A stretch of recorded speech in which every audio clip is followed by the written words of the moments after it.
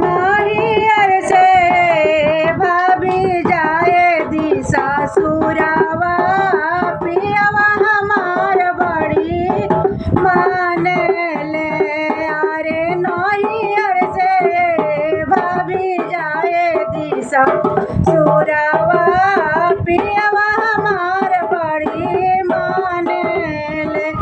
अपना ही पिया जी के हम हाई कनिया, रानिया कही के बोलावेले।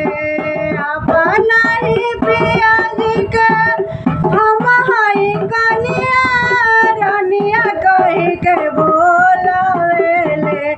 अरे सोना चांदी से भरल बदनिया, दिल्ली शहर में बसावेले।